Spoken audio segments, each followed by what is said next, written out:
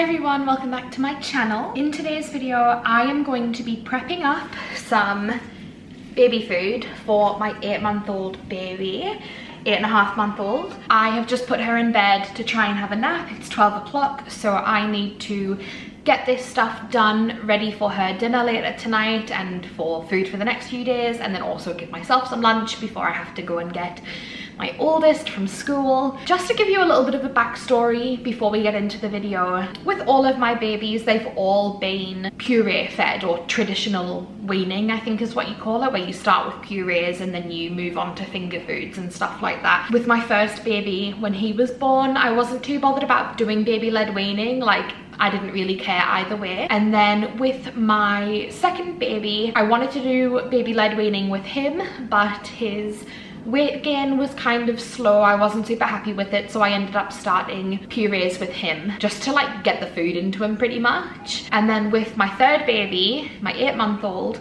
I wanted to do baby-led weaning with her as well. Again, wasn't super happy with her weight gain. She wasn't a very like content baby. Like, pretty much for the first 5 months of her life, she cried. She hated being put down on the floor. She was really just, I think, uncomfortable. She's very spewy. I don't know if it's a reflux, but she doesn't seem very comfortable. Started purees with her. I wouldn't say it's necessarily fixed the reflux or anything like that, but she is such a happy baby. And she pretty much went from having no food to having 3 meals a day, like really fast, within a few weeks pretty much. And because I'm so busy, I work from home and I've got 3 kids, I've got school runs, and then I've got like work at home. I need to keep up with the household tasks, therapies and extracurriculars and stuff. I just didn't feel like I had the time to make homemade baby food like I have in the past when I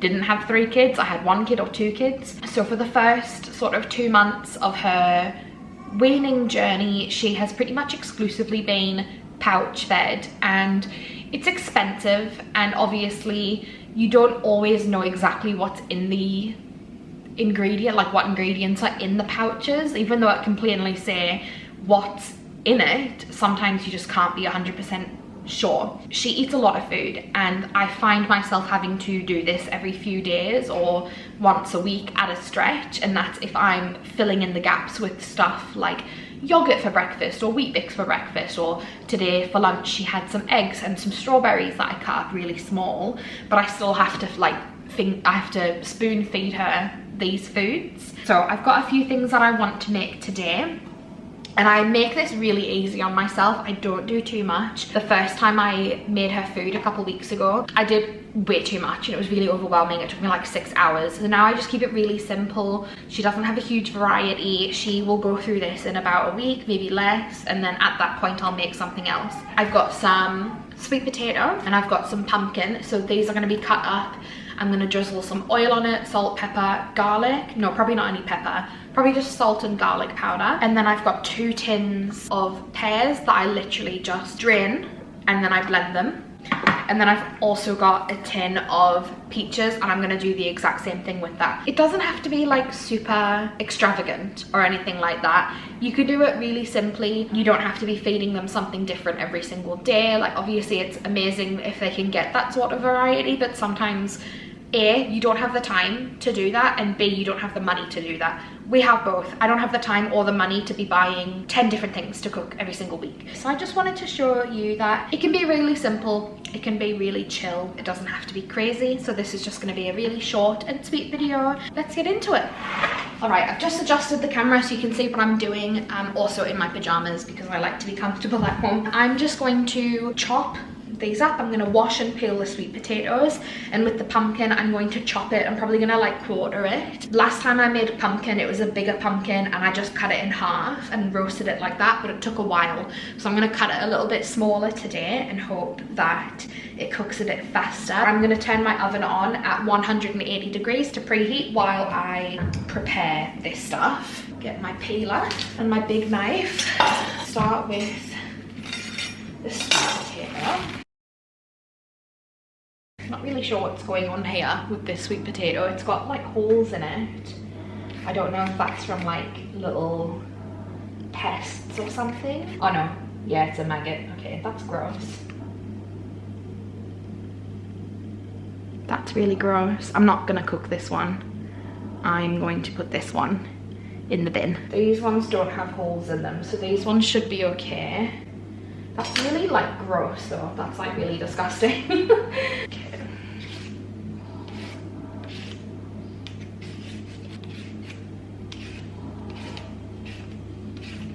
Peeled, and now I'm just going to chop it up into small little pieces so that it cooks faster, and hopefully there are no maggots in these ones.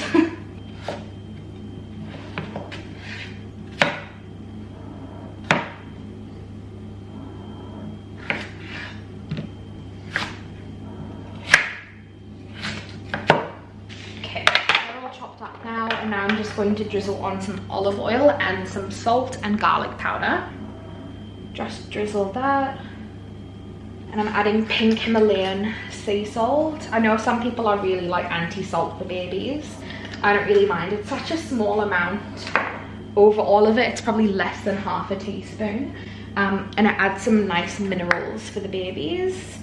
And then some garlic powder. That's literally just for flavour, so that it doesn't taste like a plain potato. And I'm just going to mix that up. You could always just boil the sweet potato. You don't have to roast it, but I like roasting it because it adds a little bit more flavour to the food. It's not just a plain boiled veggie. Totally up to you what you do. I just have been roasting it for a couple of weeks and she really likes it. So I'm going to pop this in the oven for probably like 45 minutes or until it's soft enough that I can like stick a knife through it without any resistance. I'm just getting a second tray for the pumpkin, and with this what I'm going to do is I'm going to chop it down the middle so that I can take out the seeds.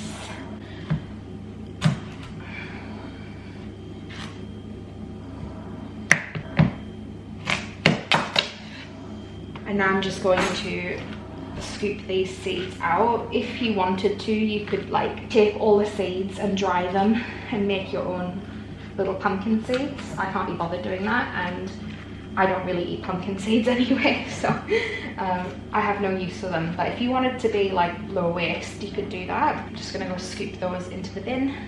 Last time I made the pumpkin, what I did was just put olive oil, salt and garlic, and then I put it on the pan just face up like that, but it took a really long time to cook. So I'm just gonna chop off like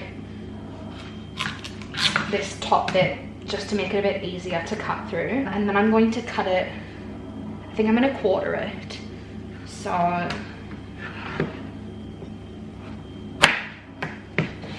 like that, and then probably, and I'm gonna do it in thirds. How am I gonna do it? I'm gonna cut the bottom bit off, and I'm going to cut this top bit in half, and then see, that even feels really big, but I don't want to make it too small that I can't scoop the skin off, because I want to take the skin off afterwards. I think I'll just leave it like that. These are hollow, so I'm just going to leave them like that, and then I'm going to do the same with this half.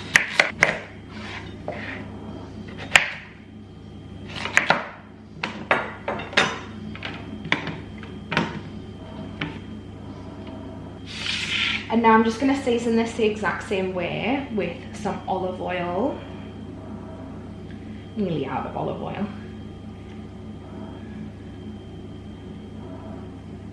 Garlic powder. And some pink Himalayan sea salt. And that's it. So I'm going to put this in the oven with the sweet potato for probably about 45 minutes as well, and then once we're done I will blend everything up and show you what that looks like. I've just taken the pumpkin and the sweet potato out of the oven. It's been in for about 45 to 50 minutes, and as you can see, the knife just goes right through with no resistance at all.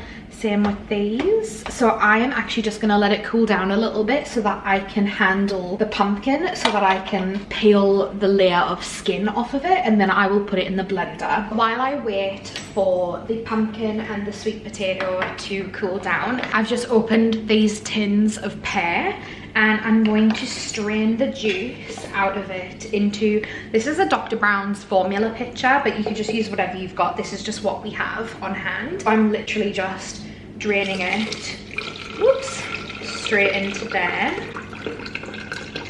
And then I'm going to get my blender attachment, and I'm just gonna put the pears straight into here. And then my kids, my older kids, later tonight will probably drink this pear juice that I've got. The thing I love about using these tinned pieces of fruit is that they're already basically cooked from the process they use to actually like fill the can. So you really don't have to do anything. You literally just drain the juice and then blend it, and it's ready to eat. And it makes it so easy and really cost effective as well. I think these tins are like $4 or something each. Super cost effective, really, really easy. Ellie just woke up as well, so I have to be quick with this. I'm just draining the peach juice into here as well. My kids aren't very picky, like they'll drink it. They won't care if the fruit juice is mixed. I'm just gonna put this in the fridge, and the older kids can drink that later tonight. I've just got Ellie from her nap, so I'm doing this one-handed now, but that just goes to show how easy it is to do this. I'm just putting this with the pears into the blender and literally just blend. That's all you have to do. Ready? Now I'm going to tip this blended pear into a container, which I will put in the fridge.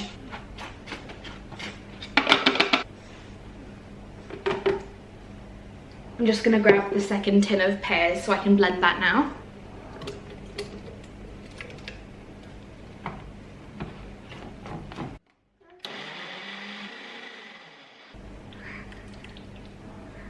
So this is how much pear puree you get from 2 big cans of pears. This will definitely last us about a week in the fridge. You can also put it in ice cubes in the freezer if you don't think you're going to use it that fast. But I mean, you know, less than $9 and you get that much puree. Such a bargain. Usually I would use a rubber spatula to like scrape everything out of there. There's not that much left, but I'm one-handed. I've still got a baby. So I'm just going to rinse it out and then blend the peaches as well.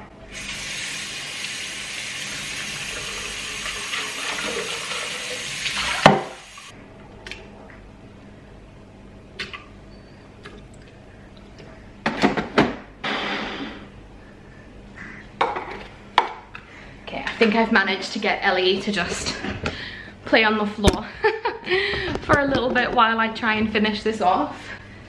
Oh, no, probably not. This is definitely more juicy than I would like it to be. It's quite runny. It'll be fine, like it doesn't really matter, but if you use like fresh peaches, I'm sure it will be a bit easier. It's more of like a smoothie consistency.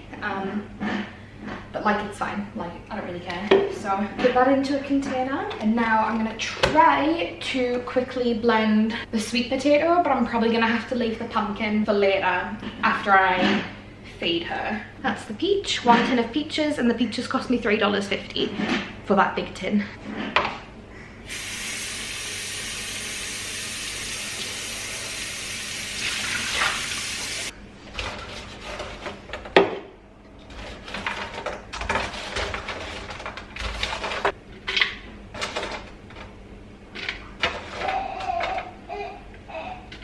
I always find the sweet potato to be quite dry after you roast it, so I am going to add a little bit of filtered water to this just to help it turn into like more of a puree runny consistency. Otherwise, if you blend it like this, it's probably not really going to blend, so you definitely need to add a little bit of liquid to the sweet potato.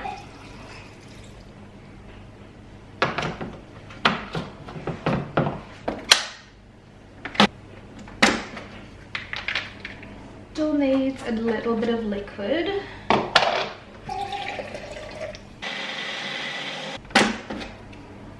Okay, that's finished now. Bring you over here.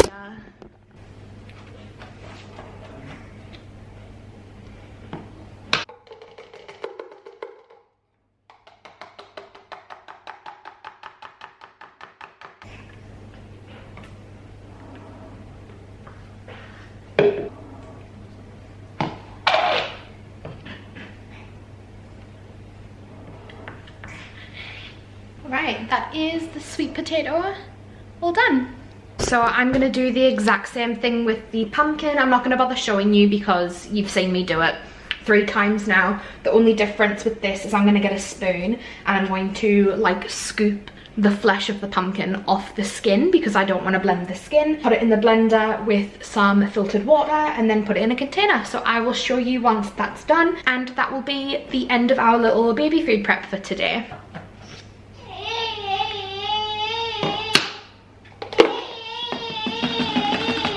Now that is the pumpkin all finished. All right, we are finished with the baby food prep. So it is now, it's 10 to 2. So I would say hands-on time, if you didn't have to also hold a baby, would be probably like 20 to 30 minutes. Cook time for the potato and the pumpkin ended up being about 50 minutes. Prep time, you know, 10. So I would say all up, this would probably last us 4 or 5 days. Maybe a little bit longer if I stretch out her meals by having something like wheat bix or eggs or yogurt. And yeah, I mean, it only took me an hour and a half, and an hour and a half once a week is definitely worth my time. I have been spending, you know, like $30 on baby food pouches because she was eating 3 a day. Hey. Cost breakdown, I'll put it on the screen just over here. I don't know off the top of my head how much all of this would have cost, and then total time, yeah, about an hour and a half, and I've got a week's worth of food. You can also obviously make a lot more. You could double or triple this so that you only have to do it once a month and then put the rest in the freezer into ice cubes. That's something that I've done in the past, but I would recommend buying the big ice cube trays, the big square ones, or even like the soup sized ice cube trays, and then defrost like 2 or 3 days at a time, because I've frozen them in the tiny little like normal ice cube sized trays and it takes forever having to freeze it and then dumping it into a bag and then freeze more and dump and freeze and dump, and it just takes too long. So definitely, if you are going to be bulk prepping for like a month, buy the big ice cube trays. Just trust me. As a mum with 3 kids, I've done this 3 times.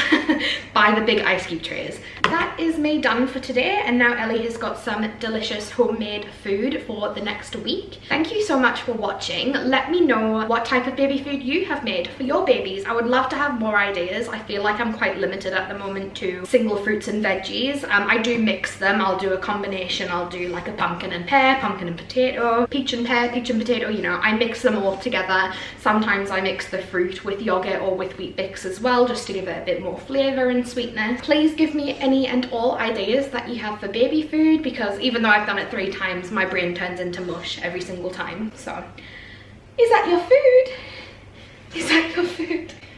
Is that your food that you're gonna eat? If you want to see more videos like this from me in the future, or grocery hauls, vlogs, dinner videos, please be sure to subscribe, like the video, and let me know what you think in the comments below, and I will see you in my next video. Bye.